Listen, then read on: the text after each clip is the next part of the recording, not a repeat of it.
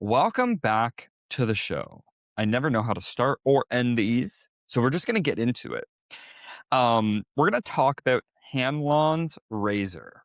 I hope I'm pronouncing that right. Well, what is Hanlon's razor? These are part of the law series that I've been doing, like Pareto's law, Parkinson's law, not to be confused with Parkinson's disease. Um, the Murphy's Law. So I really enjoy these laws, and I think that I'll be bringing them back again and again, looking at them through different lenses. And just like most things that we do on the podcast, I look through this via the lens of health, fitness, wellness, because of these laws can be stated in so many different ways because they're a law. Almost like a law of the universe. And so this is a really relatable scenario that I'm sure you could relate to. Have you ever blamed yourself for missing a workout thinking you're lazy when really you're just exhausted? Of course, right? So never attribute to malice that which is adequately explained by stupidity. In other words, to simplify it, this is a simple idea that can help you stop overthinking, avoid unnecessarily conflict, and focus on what really matters. So it's almost like the simplest answer is most likely the right answer. So maybe someone was being a jerk at the gym today to you, thinking that there's something wrong with you, something wrong with them. They're probably just clueless. They probably don't have good social awareness. It's a simple answer to what could be a complicated problem. And that's essentially the topic. So, again, how often do we complicate things in fitness, relationships, business that there could actually just be a simpler explanation that exists? Because most likely, simple explanations are going to be the answer. So, how often do you beat yourself up and we beat ourselves up for missing workouts or eating off plan? We assume that we're lazy or undisciplined, but the truth is often simpler, right? Maybe you didn't sleep well, or maybe your plan just wasn't realistic. I would guess that it's that your plan just wasn't realistic, but we blame ourselves. So we can tie this into the fitness flywheel, which I talked about turning the flywheel in earlier episodes. It's hard to start, but once you kind of start it, then you can kind of get that spiral going, hopefully into the positive. But instead, it can sometimes spiral into the negative. It can focus on self blame, right? So instead, focus on small, consistent wins, which helps to turn that flywheel. Hanlon's razor reminds us to simplify, not overcomplicate it. The simplification of workouts, of business, of life is what I'm actually really becoming obsessed with. I constantly have this idea in the back of my head that if we can make getting fit simpler for the average person, they would be more inclined to do it because it removes that friction. In chemistry class, biology class, there's a activation energy to create a chemical reaction. And there's sometimes what's called a catalyst that helps to bring that activation energy down so it's easier to activate. And that's all we need to do in fitness. I'm hoping that this podcast is a catalyst. And I hope that talking about these ideas and boiling it down to simple is what's really going to help. And so I think gym etiquette and misunderstandings totally can happen. And I've had this happen where even at the gym, maybe a week and a half ago, I'm working out and someone just comes and I'm like resting. Someone comes and just takes a plate off my barbell. And you might assume that they're being a jerk, but there's a simple explanation. Maybe you're just on your phone too long and they didn't actually notice that you were working out 3 minutes before. There was another woman, she just doesn't speak the same language as me because I'm in Peru, and she's asking, "How many sets do I have left on the squat bar?" At least that's what I'm assuming. I'm like, "I got 3," and I'm building the weight up. And I do my set, and then I go to the side and I take a small weight off. So she comes over on the other side and takes a small weight off. I'm like, oh, okay. And then I grab a big weight thinking she sees it and I add that extra weight on. And then she goes ahead and takes the next one off. And I'm like, no, no, no, no, no. I'm adding more. So that's just a miscommunication. And it's easy for me to understand that it's a miscommunication, but it would also be easy to understand, like, what the fuck? Like, get out of here. This is not your equipment. I still have more sets left. And that's just gym etiquette, right? So that's someone taking my equipment mid set, right? Your first thought is, they're being such a jerk, but there's a simpler solution or a simpler explanation. There's just a misunderstanding, right? They didn't realize that you were using it. They were distracted. For client behavior, as a trainer, we often sometimes think clients are ignoring us or they're just being difficult. Maybe it's cues we're giving in the moment for a particular exercise. Maybe it's giving them exercise outside of the sessions or trying to talk about going to bed earlier or getting better food into their system. But often they're just overwhelmed. They're confused. They're dealing with life outside the gym, and we just think they're ignoring us. Like, so many times I wonder why clients don't listen to me, and now I don't wonder nearly as much. They have a lot of things, so I just work with what they're willing to give me, right? So instead of assuming defiance, ask the question, what's going on? How can we open the door to help them understand better and to coach better? And maybe it's just, this is like a quarterback term, but take what the defense gives you. So instead of forcing the ball downfield as a quarterback, sometimes your best option is just to take what the defense gives you. It's 4 yards here, 3 yards there, 5 yards there. And before you know it, you're down the field and you're playing mistake free football because the defense is trying to force you into taking a deep shot and making a mistake. And so sometimes as a coach, that you just have to dunk. I think it's dunk and dine, but just carve up the defense slowly but surely. Tom Brady is notorious for that. So let's talk about personal development and shifting your mindset. So Haslam's razor is really about controlling your assumptions. That's all it is, right? And when you assume malice, so someone trying to do something mean, you create unnecessary stress. And when you assume ignorance or error, you can kind of stay calm because in reality, how many people do you think are actually out there trying to be an asshole to you? Probably not that many. Here's another really fun example that's non-gym related. I know I have to remind myself of this. Bad drivers. They're not out there trying to be a bad driver most of the time because that would be dangerous to themselves. But we let the road rage really come out, most of us. And so reminding yourself, this is a Stoic quote, that you have power over your mind, but not outside events, not outside events. So Haslam's razor is a good thing to remind yourself of that. So maybe this has to do with a relationship or conflict. Maybe you broke up. Maybe there's conflict. It's easy to think that they hurt me on purpose, but often people act out of ignorance, insecurity, or their own pain. So again, the takeaway is next time someone upsets you, pause and ask, could this just be a misunderstanding? And most likely it is a misunderstanding. There's a friend of mine, we will not name them, that we were pretty decently close friends. And there's been a decent amount of misunderstandings over maybe the last year and a half. I don't want to get into details, but it was really close to the friendship ending. And I reached out to them after I was kind of ignoring them in an inappropriate social setting, which I look back, yes, that was a little immature of me. I just didn't want to deal with them. And there was misunderstandings that led up to it. And then misunderstandings trying to make amends. And the one thing was they were thinking I was just trying not to be friends with them.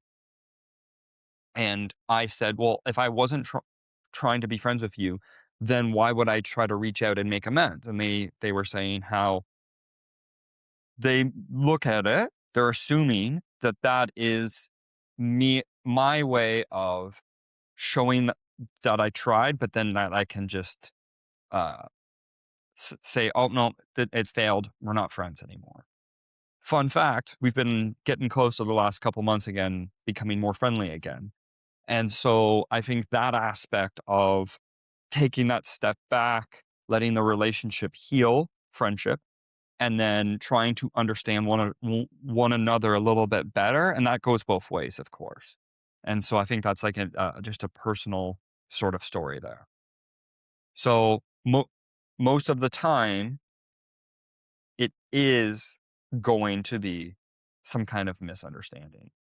Now, let's think about practical applications for trainers and gym owners. So, most of the time, clients aren't going to follow their plan, let alone to a T. Let's just not jump to conclusions here. Maybe they're confused about the instructions or they're struggling with time management.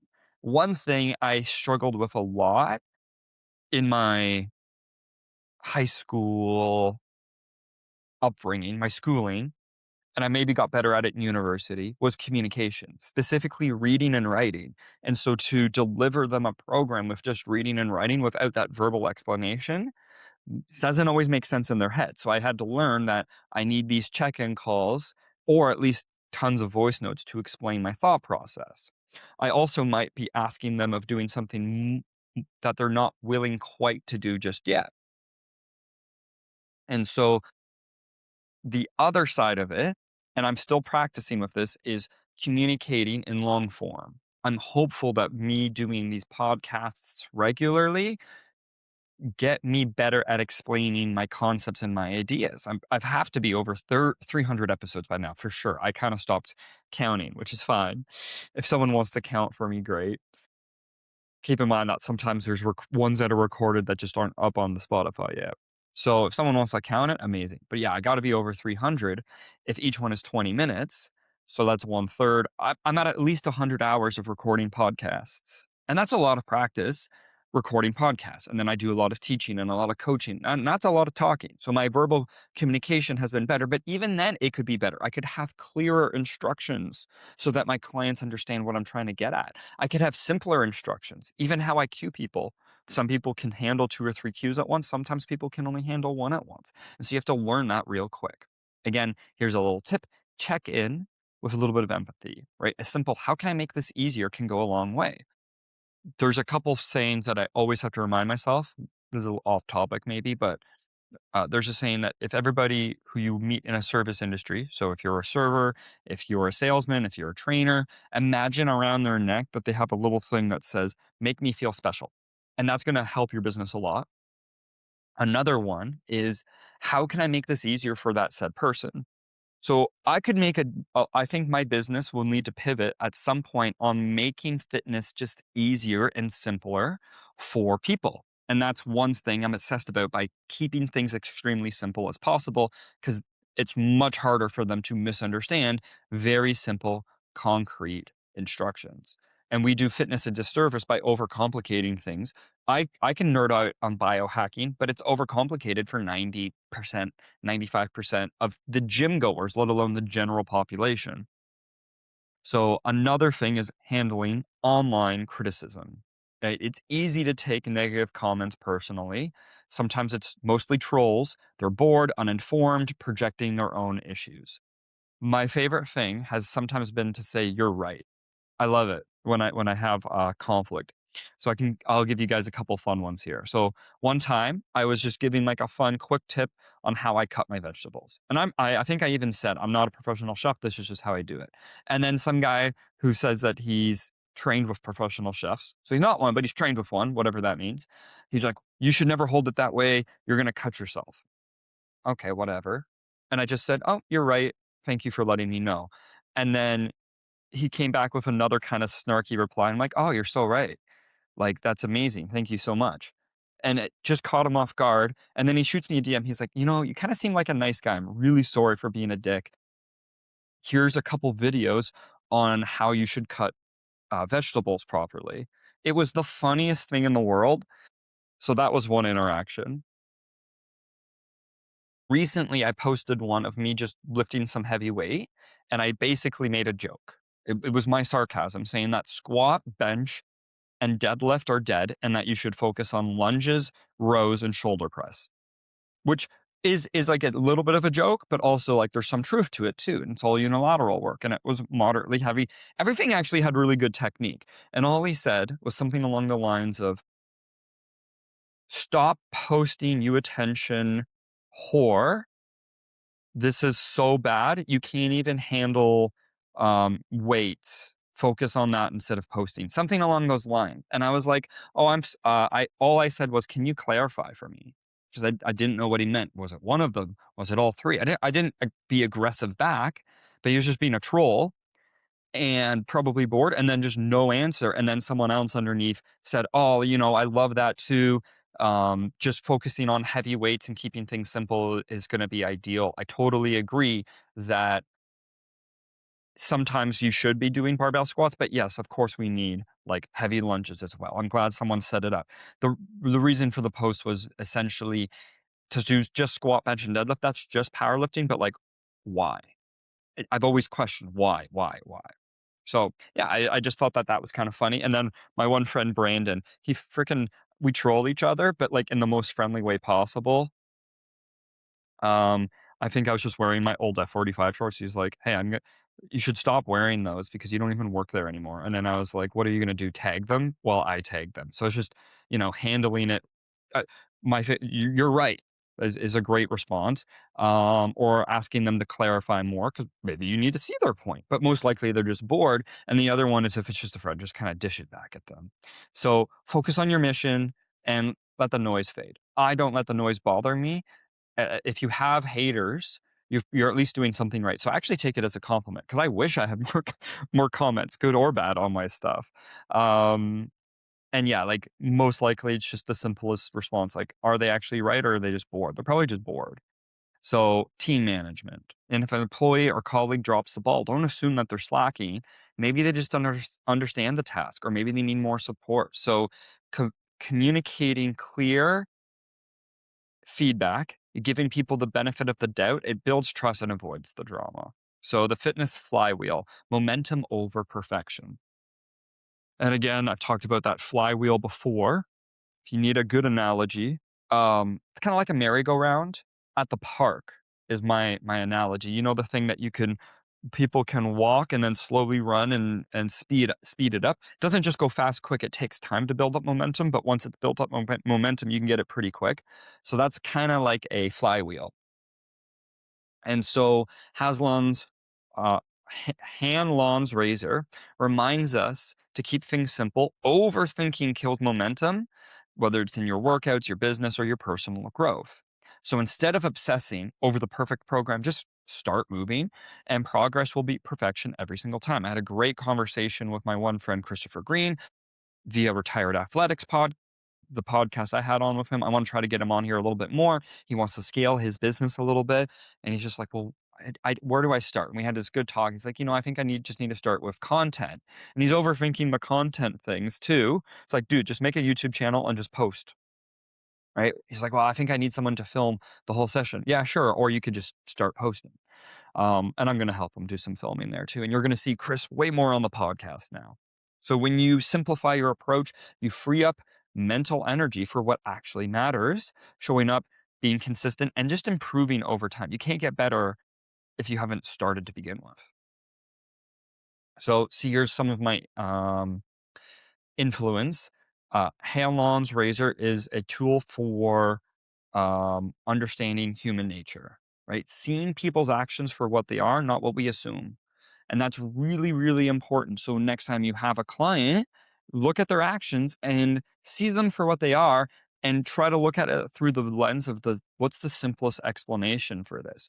What do I do when I do something like this? And most likely it's not out of resentment for you, right? Simple ideas have profound impacts. And I think this law is one of those ideas, right? It can change the way you see the world, right? Cut through the bullshit and stop overcomplicating things and just focus on what actually matters. So, again, applying this again in the specific context of the gym, right? Maybe you're tempted to assume the worst about yourself, a client, someone at the gym. Pause and ask, what's the simplest explanation? What's the simplest explanation for why I didn't get to the gym this week? Well, I didn't have that much time. Or I just didn't schedule it with the time that I had. It's probably the second one. Maybe it's, why am I not getting to my fitness goals? Well, what's the simplest explanation? Is it that it's a bad program? I have a bad trainer? Or is it that you're not sleeping enough? You're not eating enough protein? Probably those, right? Or you just keep missing too many sessions. So maybe you just need to show up and do a little bit more. Let me know what you think about these laws. We're nearing the end and I might recycle them, of course. And let me know about your perspective about Hanlon's razor. That being said, till next time.